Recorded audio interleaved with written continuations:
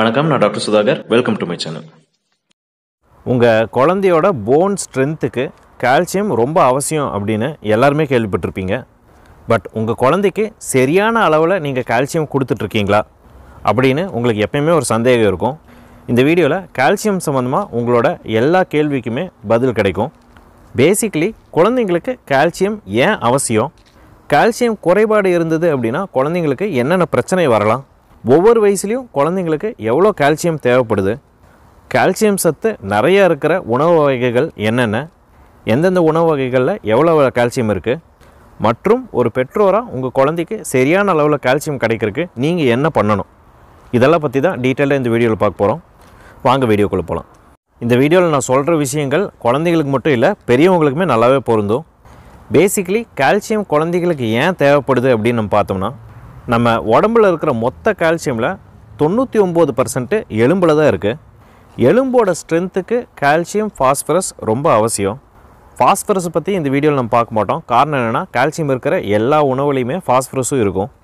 So ஒழுங்காக calcium எடுத்துக்கிட்டிங்கன்னா ஃபாஸ்பரஸும் கூட சேர்ந்து கிடச்சிரும். ஸோ குழந்தைங்களோட எலும்போட ஸ்ட்ரென்த்துக்கு கால்சியம் ரொம்ப அவசியம்.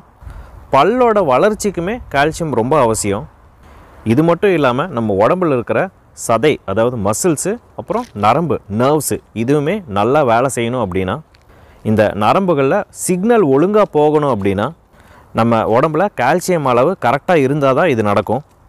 கால்சியம் குறைபாடு இருக்கிற குழந்தைங்களுக்கு ரிக்கட்ஸ் அப்படின்னு சொல்கிற ஒரு எலும்பு வியாதி வந்துடும். இதில் என்ன ஆகும்னா, காலில் இருக்கிற எலும்புகளை வீக் ஆகி வளைஞ்சிரும். இது மட்டும் இல்லாமல் மற்ற எலும்புகள், நெஞ்சு பகுதியில் இருக்கிற எலும்பு, கையில் இருக்கிற எலும்பு, இது எல்லாமே ரொம்ப சாஃப்டாகி வளைஞ்சிரும். குழந்தைங்களோட உச்சி மூடுறதுக்கு ரொம்ப லேட் ஆகும். 1.5 வயசு 2 வயசு ஆனாலும் மூடாது. இது மட்டும் இல்லாமல் கால்சியம் ரொம்ப கம்மியாக இருந்தது அப்படின்னா குழந்தைங்களுக்கு ஃபிட்ஸும் கூட வர்றதுக்கு வாய்ப்பு இருக்குது. கால்சியம் கம்மியாக இருக்கிற குழந்தைங்களுக்கு மோஷன் பிரச்சனையெல்லாம் வரலாம். சரியாக குடல் நகராமல் இருக்கும். மசில்ஸ் எல்லாம் ரொம்ப வீக் ஆகி குழந்தைங்க டயர்ட் ஆகிறதுக்கு கூட ஆரம்பிச்சிருவாங்க. ரொம்ப சிவியராக கால்சியம் குறைபாடு இருந்ததுன்னா இதயம் கூட சரியாக துடிக்காமல் பலவீனமாக ஆகிறதுக்கு வாய்ப்பு இருக்குது. ஸோ இதனால தான் குழந்தைங்களுக்கு கால்சியம் ரொம்ப அவசியம் அப்படின்னு சொல்கிறோம். அடுத்த முக்கியமான விஷயம், குழந்தைங்களுக்கு எவ்வளோ கால்சியம் கொடுக்கணும் அப்படிங்கிறத பெற்றோர்கள் தெரிஞ்சுக்கணும். இந்த வீடியோவில் நிறைய நம்பர்ஸ் சொல்ல போகிறேன். ஸோ கவனமாக கேளுங்க. நான் சொல்கிறது புரியல அப்படின்னா திருப்பி பாருங்கள், உங்களுக்கு புரியும். ICMR, Indian council of medical research, இவங்களோட ரெக்கமெண்டேஷன் படி 1 வயசு வரைக்கும் குழந்தைங்களுக்கு 300 மில்லிகிராம் கால்சியம் ஒரு நாளைக்கு தேவை. 1 வயசுலேருந்து 3 வயசு குழந்தைங்களுக்கு 500 மில்லிகிராம் ஒரு நாளைக்கு கால்சியம் தேவை. அதுக்கப்புறம் தோராயமாக 3 வருஷத்துக்கு 100 மில்லிகிராம் நீங்கள் கூட்டிக்கிட்டே போயிடலாம். அப்படியே பெரியவங்களுக்கு பார்த்தோம் அப்படின்னா 1000 மில்லிகிராம் பர் டே, இதுதான் ரெக்கமெண்டேஷன். இப்போ அடுத்தது முக்கியமான டாபிக் வந்துடுவோம். எந்தெந்த உணவு வகைகளில் எவ்வளோ கால்சியம் இருக்குது அப்படின்னு பார்ப்போம். முக்கியமாக நீங்கள் புரிஞ்சிக்க வேண்டிய விஷயம், பால் மற்றும் பால் சம்பந்தமான உணவு வகைகளில் கால்சியம் ரொம்ப நிறையவே இருக்குது. உதாரணத்துக்கு 1 கப்பு பசும்பால் எடுத்துக்கிட்டிங்க அப்படின்னா, 1 கப்பு அப்படின்னா 250 ml. உதாரணத்துக்கு ஒரு பெரிய கிளாஸ் டம்ளர் நீங்கள் எடுத்துக்கிட்டிங்க அப்படின்னா அது வந்து ஒரு 250 ml வரும். இந்த மாதிரி 1 கப்பு பாலில் 300 மில்லிகிராம் கால்சியம் இருக்குது. இது பசும்பாலுக்கு தான். எருமைப்பாலில் கிட்டத்தட்ட எல்லா சத்துமே ரொம்ப ஜாஸ்தியாக இருக்குது, கால்சியம் முதல் கொண்டு. 1 கிளாஸ் எருமைப்பாலில் கிட்டத்தட்ட 500 மில்லிகிராம் கால்சியம் இருக்குது. திரும்பவும் சொல்கிறேன், கிளாஸ் அப்படிங்கிறது நம்ம சின்னதாக டீ குடிக்கிற டம்ளர் பற்றி நான் சொல்ல, அது ஜஸ்ட்டு 100 ml கிளாஸ் தான். நான் சொல்கிறது பெரிய கிளாஸ் 250 ml கிளாஸ் பற்றி சொல்லிருக்கேன். இதே 1 கப்புக்கு ஈக்குவலண்ட்டான தாய்ப்பாலில் 100 மில்லிகிராம் கால்சியம் தான் இருக்குது. ஆனால் இதை பார்த்து நீங்கள் ஷாக்கெல்லாம் ஆக வேண்டாம். தாய்ப்பால் உங்களைய அப்படியெல்லாம் கை விட்டுறாது. இது என்ன மேட்டர் அப்படின்ட்டு வீடியோ கடைசியில் சொல்கிறேன். அடுத்தது தயிர். பாலில் எவ்வளோ கால்சியம் இருக்கோ அதே அளவில் தயிர்லேயுமே கால்சியம் இருக்குது. ஸோ 1 கப்பு தயிரில் 300 மில்லிகிராம் கால்சியம் இருக்கும். இது மட்டும் இல்லாமல் பாலில் செய்கிற சீஸு, பட்டரு, இதிலெல்லாம் கூட கால்சியம் இருக்குது. பால் சம்மந்தமாக இல்லாமல் மற்ற உணவுகளில் என்னென்ன இதில் கால்சியம் இருக்குதுன்னு பார்த்துடலாம். நம்ம ரெகுலராக எடுக்கிற அரிசி, கோதுமை, இதிலெல்லாம் கால்சியம் ரொம்ப கம்மியாக தான் இருக்குது.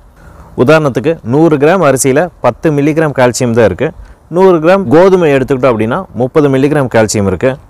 ஸோ இதை மட்டுமே சாப்பிட்டு கண்டிப்பாக குழந்தைங்களோட கால்சியம் தேவையை பூர்த்தி பண்ண முடியாது. குழந்தைங்களுக்கு சாலிட் ஃபுட் ஸ்டார்ட் பண்ணும்போது ராகி கூழ் ஆரம்பிங்க அப்படின்னு கிட்டத்தட்ட எல்லா பேரண்ட்ஸ்க்குமே நான் அட்வைஸ் பண்ணியிருந்திருப்பேன். இதுக்கு காரணம் என்ன அப்படின்னா சிறுதானிய வகைகளில் நிறைய கால்சியம் இருக்குது. எஸ்பெஷலி ராகியில் ரொம்ப அதிக அளவில் கால்சியம் இருக்குது. நம்பர் சொல்லணும் அப்படின்னா 100 கிராம் ராகி எடுத்துக்கிட்டிங்க அப்படின்னா கிட்டத்தட்ட 300 மில்லிகிராம் கால்சியம் இருக்குது.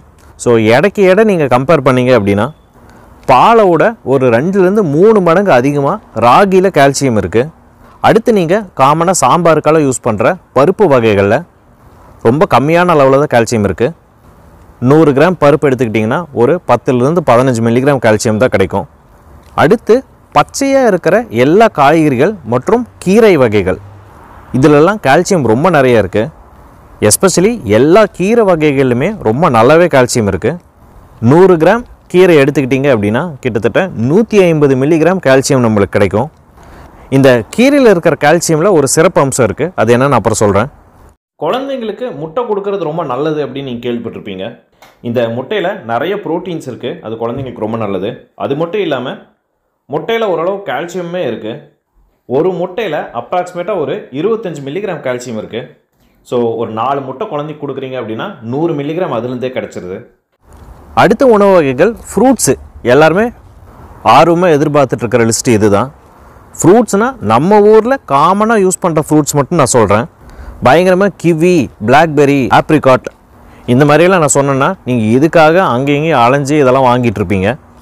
சிம்பிளாக சொல்லணுன்னா ஃப்ரூட்ஸ்லேயே வச்சு ஆரஞ்சில் தான் ரொம்ப அதிகமான அளவில் கால்சியம் இருக்குது. கூட சேர்ந்து ஆரஞ்சில் விட்டமின் சியும் நிறைய இருக்குது. ஒரு ஆரஞ்சு பழம் எடுத்துக்கிட்டிங்கன்னா கிட்டத்தட்ட 50 மில்லிகிராம் கால்சியம் கிடைக்கும். இது மட்டும் இல்லாமல் பப்பாளி, கொய்யாப்பழம், வாழைப்பழம் இதிலெல்லாம் கூட ஓரளவுக்கு கால்சியம் இருக்குது. ட்ரை கிரேப்ஸ் அதாவது உலர்ந்த திராட்சை ரைஸ்ன்னு சொல்லுவோம்ல, இதுலேயுமே கிட்டத்தட்ட 100 கிராமுக்கு 50 மில்லிகிராம் கால்சியம் இருக்குது. 100 கிராம் எவ்வளோ அப்படின்னு உங்களுக்கு தெரியல அப்படின்னா ஒரு ட்ரை கிரேப்ஸு 1 கிராம் கணக்கு வரும். ஸோ 100 ட்ரை கிரேப்ஸ் கொடுத்தீங்க அப்படின்னா 50 மில்லிகிராம் கால்சியம் கிடைக்கலாம். அவ்வளோ உங்கள் குழந்தைக்கு கொடுக்க முடியாது. பட் உங்களுக்கு புரியறதுக்காக நான் சொல்கிறேன்.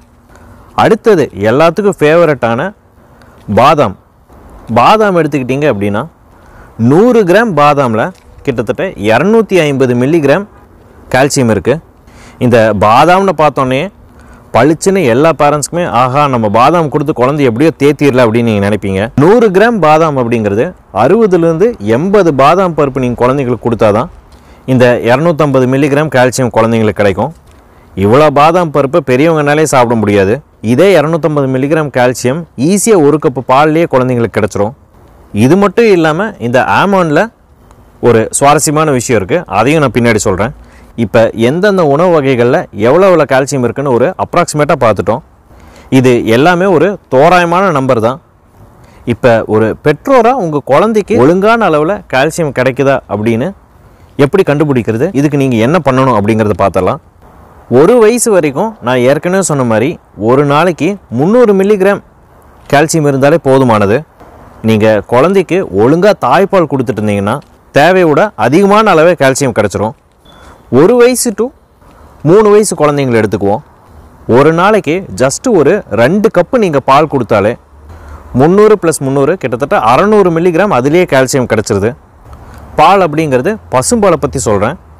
நிறைய பேரண்ட்ஸ் எங்கிட்ட இந்த பாலில் இருக்கிற கால்சியம் கண்டென்ட்லாம் ரொம்ப டீட்டெயில்டாக நெட்டில் பார்த்துட்டு தாய்ப்பாலில் பசும்பாலோட 3 மடங்கு கால்சியம் கம்மியாக இருக்குது, குழந்தைக்கு சரியாக கால்சியம் கிடைக்காது, கால்சியம் சிரப் ஏதாவது கொடுக்கணுமா அப்படின்லாம் ரொம்ப ஆர்வமாக கேட்பாங்க.